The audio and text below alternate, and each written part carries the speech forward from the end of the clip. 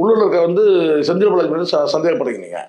நான் வந்து பார்த்தீங்கன்னா வந்து வெளியூருக்கு போன வந்து அண்ணாமலை மேலே சந்தேகப்பட்டா எப்படி இருக்கும்? நல்லா இருக்குமா? அது சொல்கிறேன் நான்.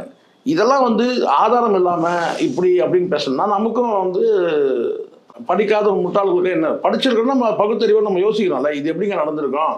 இப்போ இந்த இடத்துல சதி பண்ணுறாங்கன்னு வச்சுங்க சார், பெரிய ஒரு பேக் ஃபயர் ஆகிடுச்சுன்னு வச்சுக்கோங்களேன், அதுக்கு பின்னாடி இது யார் பொறுப்பு?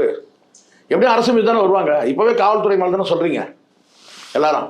காவல்துறை நினச்சிருந்தாக்கா அப்படி எப்படி எப்படி இவங்க வந்து ரோபோவா? அவங்க காவல்துறை சார்ந்தவங்கன்னா ரோபோவா, மிஷினா அவங்க, இல்லை இரும்பா?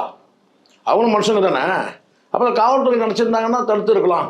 எவ்வளோ பாதுகாப்பு கொடுத்தாலும் அங்கே கட்டுக்கடங்காத கூட்டம்னா ஒரு ஒரு லிமிட்டுக்கு மேலே அவங்க லட்டி சார்ஜம் பண்ண முடியாது, துப்பாக்கி சூடம் பண்ண முடியாது, அதுக்கெல்லாம் ஆர்டர்ஸ் வேணும், அதெல்லாம் பண்ண முடியாது. அப்போ எப்படி கண்ட்ரோல் பண்ணுவாங்க? லட்டி வச்சு போகிறோம், லட்டி வச்சாலும் அடிக்க முடியாது.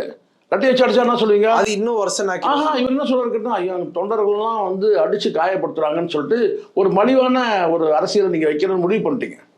தாவேக்கா எனக்கு தெரிஞ்சு இருக்குன்னா ஒரு மலிவான அரசியல் முன்வைக்கலாம். அப்போ என்னதான் பண்ண முடியும்? போலீஸ் வந்து பார்த்தீங்கன்னா வந்து அங்கே வந்து அவங்க இருக்கிற வந்து அவங்களுடைய ஸ்ட்ரென்த் வச்சு தான் தடுக்க முடியும்.